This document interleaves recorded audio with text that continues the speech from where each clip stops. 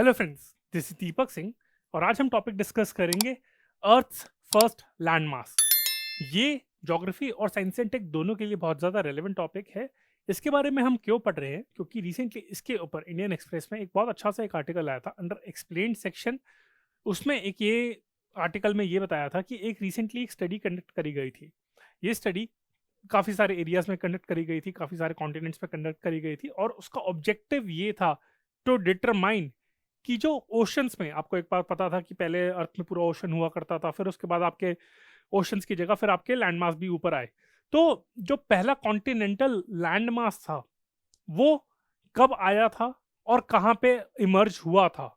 मतलब आपकी जो पूरी जो लैंड थी वो आपके ओशंस के अंदर सबमर्ज थी, फिर उसके ऊपर ओशंस आपके रिसीड हुए या फिर लैंड मास आपके ऊपर आए। तो वो ऐसी कब इवेंट हुई थी और कहाँ पे हुई थी, और पहली बार जो लैंड मास इमर्ज हुआ था वो कौन से एरिया में हुआ था? तो इसकी दो फाइंडिंग्स बहुत ज़्यादा इंपॉर्टेंट थी, वो मैं आप लोगों से डिस्कस करूंगा। पहले लेक्चर स्टार्ट करने से पहले मैं एमसीक्यूज पूछ लेता हूँ इसी लेक्चर के ऊपर, and then I will be discussing in a 3C approach: comprehensive, concise and contemporary. ये मेंस के रिलेटेड तो नहीं है, प्रीलिम्स के लिए ज़्यादा इंपॉर्टेंट है। इसमें आपकी मैं बेसिक एनसीईआरटीज की भी रिवीजन करा दूंगा। तो फ्रेंड्स, मेरा एक सबसे पहले क्वेश्चन बनता है जैसे कि according to a recent study, if a question is put like this, then when was the first land mass emerge? ठीक है, कॉन्टिनेंट से कब इमर्ज हुआ था? Options are like 5.2 billion years ago, 3.2 billion years ago, 1.2 billion years ago और 8.2 billion years अगो। तो इसमें से ऑप्शन क्या है? The correct answer is 3.2 billion years ago. Again it's according to a study, so it's not like कि ऐसा proven है, पर जो रीसेंट स्टडी करी उसने डिटरमाइन करा है कि 3.2 बिलियन ईयर्स अगो पहले ही लैंड मास आपका इमर्ज हुआ था। और उससे पहले ये माना जाता था कि 2.5 बिलियन ईयर्स अगो है, तो 700 मिलियन ईयर्स अगो। अब ये डेट थोड़ी और पीछे चली गई है, पहले 2.5 बिलियन माना जाता था, अब 3.2 बिलियन ईयर्स अगो माना जाता है। तो ये था। अगर फिर मैं ये पूछूं कि ये एरिया है, ये कहाँ पे, इंडिया के कौन से एरिया में माना जाता है ये आपका? ठीक है, आपका हो गया नॉर्थ ईस्ट में, हो गया आपका नॉर्थ में, हो गया सेंट्रल इंडिया में, हो गया आपका वेस्ट में, हो गया साउथ में, हो गया कहाँ पे हो गया? तो ये कौन से एरिया है? तो आपका सेंट्रल इंडिया में आ जाता है। और सेंट्रल इंडिया में कौन से एरिया में आ जाता है आपका? जो इस टाइम पे सिंहभूम एरिया का है, सिंहभूम, SINGHBHUM।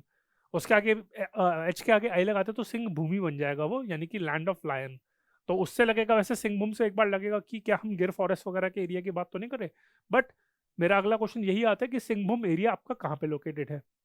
तो वो एरिया लोकेटेड है आपका झारखंड में। अभी उस एरिया को 3 डिस्ट्रिक्ट्स में डिवाइड करा गया है। मैं उस एरिया, मतलब अभी नहीं डिवाइड करा, मतलब कुछ साल पहले ही डिवाइड कर दिया गया था। तो पहले वो बंगाल प्रेसिडेंसी के अंदर था, सिंहभूम एरिया था, फिर वो आपका बिहार के अंदर आया, फिर बिहार का डिवीजन हो गया तो झारखंड के अंदर आ गया।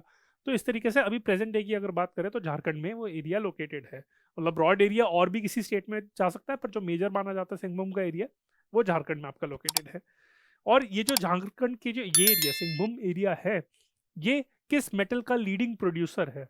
अगर इस तरीके से कुछ क्वेश्चन पूछा जाए, किसका, आयरन का हो गया, कॉपर का हो गया, किसी और का हो गया, तो किसका लीडिंग प्रोड्यूसर है? गोल्ड का हो गया, सिल्वर का हो गया, तो उसका करेक्ट आंसर आपका कॉपर का, कॉपर का ये लीडिंग प्रोड्यूसर है आपका। फिर एक और एक हम आपके केमिकल की बात करेंगे, और वो है आपका एक उसके एलिमेंट की बात करेंगे, वो है आपका जिरकॉन। जिरकॉन है एक आपका। तो उसके बारे में हम केमिकल के बारे में बात करेंगे, और उसका केमिकल फार्मूला भी पूछा जा सकता है कि इसका जो केमिकल नेम है, उसका जो केमिकल फार्मूला है जिरकॉन का, उसका क्या है? तो उसका आंसर है आपका ZrSiO4। तो ये आपका उसका केमिकल फॉर्मूला है। इसके बारे में भी हम पढ़ेंगे क्योंकि उसने मेंशन करा था। तो अगेन हो सकता है डायरेक्टली इस पे क्वेश्चन ना पूछे, पर जिरकॉन का आपका मेंशन हुआ है तो उसके बारे में पूछ ले। वैसे जिरकॉन के नाम से एक हाइपरसोनिक मिसाइल भी अभी रशिया ने रिलीज करी, अपनी लॉन्च करी है, उसको मैं अपने नेक्स्ट लेक्चर में कवर करूंगा। तो वो अलग है, ये अलग है। अब थोड़ा ज्योग्राफी पॉइंट ऑफ व्यू से अगर बात करें जाए, आपको पता है कि अर्थ की वैसे 3 मेजर लेयर मानी जाती है: कोर, मेंटल, क्रस्ट। उसमें भी अलग अलग वहाँ पे आपके हैं, उनकी डिविजन है, सब डिविजन है, अलग अलग नाम दिए जाते हैं। लिथोस्फेयर होता है, फिर आपका स्टेनोस्फेयर होता है, तो ये काफ़ी चीज़ें हैं। तो मैं ये आपसे पूछना चाहता हूँ, अगेन ये तो बेसिक एनसीईआरटी के क्वेश्चन है, कि जो आपकी आउटर कोर है उसका फॉर्म क्या है आपका? सॉलिड है या फिर लिक्विड में होता है आपका जो आपका आउटर कोर है? ओके, सॉलिड है, लिक्विड है? तो वो आपका होता है, लिक्विड फॉर्म में होता है। एंड ये स्टार्ट कब से होती है, मतलब इसकी जो डेप्थ है, किस लाइक कहाँ से उसकी रेंज शुरू होती है। उसमें अगर मैं ऑप्शंस पूछूं आपसे 900 किलोमीटर, 1900 किलोमीटर, 2900 किलोमीटर, 3900 किलोमीटर, तो उसमें आपका आंसर क्या रहेगा? तो करेक्ट आंसर है जो आपकी आउटर कोर स्टार्ट होती है आफ्टर मेंटल, तो वो स्टार्ट होती है आपकी 2900 किलोमीटर पे। इस क्वेश्चन को दूसरे तरीके से भी हम पुट कर सकते हैं कि the mental stops at what range, और व्हाट उसकी जो हाइट होती है कहाँ पे जाके रुकती है, तो वो 2900 किलोमीटर पे आपकी खत्म होती है और वहां से आपकी आउटर कोर स्टार्ट होती है। और जो इनर कोर है वो किस फॉर्म में होती है? आपकी लिक्विड की होती है, सेमी लिक्विड होती है, आपकी सॉलिड होती है। तो जो इनर कोर है वो सॉलिड है, एंड उसकी हाइट कौन सी, कब से शुरू होती है? 4100 किलोमीटर, 5100 किलोमीटर, 6100 किलोमीटर, 7100 किलोमीटर, तो इस तरीके से पूछ सकते हैं। So that starts at 5100 kilometre. ठीक है, तो ये कुछ क्वेश्चन पूछ सकते हैं। और अगर मैं एक और क्वेश्चन आपसे पूछूं कि एस्थेनोस्फेयर आपका किस रीजन का पार्ट माना जाता है? Is it a part of the crust, is it the part of the mantle, और is it part of the core? Asthenosphere. तो ये सब हम चीजें डिस्कस करेंगे, और इसका करेक्ट आंसर है एस्थेनोस्फेयर का मेंटल का पार्ट है। जो लिथोस्फेयर के बाद आपका जो पार्ट आता है, लिक्विड पार्ट आता है, वो एस्थेनोस्फेयर होता है आपका, वो मेंटल का पार्ट आता है। तो फ्रेंड्स, ये ऐसी कुछ डायमेंशंस है, एज आई सेड दैट जो भी रिलेटेड क्वेश्चंस इस पे बन सकते थे वो मैंने पूछ लिए आपसे, तो वो मैं डिस्कस करता हूँ और आपको एक बार क्विक रिवीजन करा देता हूँ। अर्थ फर्स्ट लैंडमास के बारे में तो मैंने आपको वही बताया था कि एक नई स्टडी आई है, और इसकी जो मैंने आपको बताया था कि इसकी फाइंडिंग्स क्या है इस स्टडी की, वो यही है कि पहली बात तो ये कि उसके हिसाब से जो अभी नई स्टडी कंडक्ट करेगी उसके हिसाब से जो एज है इमर्जेंस ऑफ जो कॉन्टिनेंटल मास की फॉर द फर्स्ट टाइम वो 3.2 बिलियन ईयर्स मानी गई है। और ये जो इमरजेंस है ये इंडिया में फाइंड करी गई है। ठीक है, ये इसकी दो की फाइंडिंग है। तो ये जो टीम थी इन्होंने क्या करा, कॉन्टिनेंटल फ्रैगमेंट्स, जैसे हम कहते हैं क्रैटन्स कहते हैं, क्रेटन्स कहते हैं, CRATONS। ये ऐसा लगेगा कि अर्थक्वेक वगैरह से रिलेटेड है, क्रेटर वगैरह है, या फिर क्या है आपका जो भी है। तो ये आपका क्रेटन्स है, इसके बारे में भी मैं इससे डिस्कस करूंगा। तो उन्होंने इंडिया हो गया, ऑस्ट्रेलिया हो गया, साउथ अफ्रीका हो गया, अलग अलग मतलब कॉन्टिनेंट्स में आपका स्टडी करी। और उन्होंने क्या करा, उनकी जो डिपॉजिट्स थे, जो वहाँ पे जो क्रेटन्स थे, वहाँ पे जो आपके लैंडमास था, जो डिपॉजिट्स थे वहाँ पे, उनको स्टडी करा, उसकी एज डिटरमाइन करी, and they determine the age of these deposits by studying microscopic grains of the mineral called zircon preserved within these sandstones. तो ये जो सैंडस्टोन्स थे उसमें एक आपका मिनरल है जर्कॉन करके, तो इसके बारे में भी हम पढ़ेंगे। उसकी स्टडी करी और उसके बेसिस पे उन्होंने एज डिटरमाइन करी। तो ये ध्यान रखना, जिरकॉन करके एक मिनरल है। ठीक है, अब उन्होंने क्या करा, उन्होंने ये उनकी जो फाइंडिंग थी, ये जो स्टडी करी थी, अब उसकी की फाइंडिंग्स क्या रही थी, उन्होंने देखा कि सिंगबुम क्रेटन जो झारखंड में है, it contain several formation of ancient sandstone which were formed from the sand deposited in beaches, estuaries and rivers, मतलब उस टाइम की अगर बात करें। And the zircon grains reveal that the सिंगबुम सैंडस्टोन जो हैं in Jharkhand, they were deposited around 3.2 billion years ago. 3.2 precise to be precise, making them some of the oldest bee deposits in the world. ये आपका हो गया। तो उसके basis पे ये हम देखते हैं कि एटलीस्ट 3.2 प्रिसाइज है इसका, 3.2 बिलियन ईयर्स अगो यहाँ पे जो कॉन्टिनेंटल लैंडमास था, जो ओशंस में से इमर्ज हुआ था, तो वो इंडिया में हुआ था, वो भी 3.2 बिलियन ईयर्स अगो।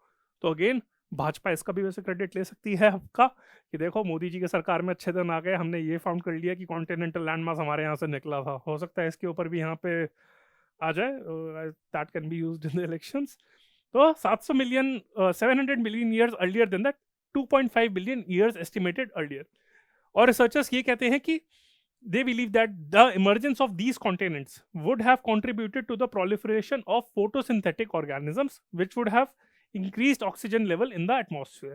तो जो कॉन्टिनेंटल लैंडमास हुआ था वो कब हुआ था? 3.2 बिलियन ईयर्स अगो। पहले था 2.5 बिलियन ईयर्स अगो, तो 700 मिलियन ईयर्स अगो और पीछे चले गए। फिर माना जाता है कि सिंगबुम में हुआ था, जो झारखंड का एरिया है। क्या एलिमेंट्स मिनरल स्टडी करके हमने उसकी एज डिटरमाइन करी है, जिरकॉन करके है। और इसका सिग्निफिकेंस क्या है?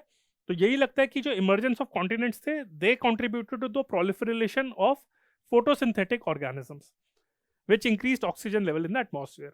तो ये इसकी इसलिए emergence of continents, emergence of landmass from the oceans, इसलिए इतनी सिग्निफिकेंट इवेंट मानी जाती है कि उसके बाद ही वहाँ पे आपकी लाइफ शुरू हुई थी। मतलब जो आपकी लैंडमास पे जो लाइफ चल रही है उसके बाद ही शुरू हुई थी, मतलब that made the humble beginnings.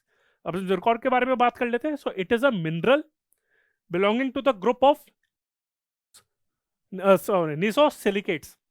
निसोसिलिकेट्स करके एक आपका ग्रुप है मिनरल्स का, तो उसमें ये बिलोंग करता है। जिरकॉन जो मिनरल है, it belongs to a group of nesosilicate and is a source of the metal zirconium. Zirconium करके है मेटल है, तो उसका सोर्स है ये। इसका जो जिरकॉन का केमिकल नेम है वो है जिरकोनियम सिलिकेट, जो आप देख सकते हैं नीसो सिलिकेट से। तो इसका जो केमिकल नेम है जिरकोनियम सिलिकेट, और उसका केमिकल फॉर्मूला है ZrSiO4। ये 4 थोड़ा वैसे नीचे आ जाता है, तो ये इसका केमिकल फॉर्मूला है। तो इसलिए पूछ सकते हैं, तो इस मिनरल के बारे में पढ़ सकते हैं आप, अगले साल के लिए रेलेवेंट है प्रीलिम्स के लिए। अब हम सिंगबुम के बारे में बात कर लेते हैं। तो मैंने आपको बताया था कि अर्स्टाइल पहले बंगाल प्रेसिडेंसी में आता था, फिर उसके बाद आपका इसमें आया, बिहार के अंदर आ गया, फिर उसके बाद अभी आपका झारखंड के अंदर है ये। तो इस सिंगभूम एरिया को भी वैसे 3 डिस्ट्रिक्ट्स में डिवाइड करा हुआ है, east Singhbhum, west Singhbhum and Seraikela Kharsawan. तो इस तरीके से पूछ सकते हैं कि कौन कौन सा एरिया भी इस एरिया में आता है, कौन सा एरिया झारखंड में है। तो ये तीनों एरिया झारखंड में है। इस एरिया का ध्यान रख लेना, क्योंकि उनमें तो पता चली जाएगा, ये भी सिंगभूम है, ये भी सिंगभूम है।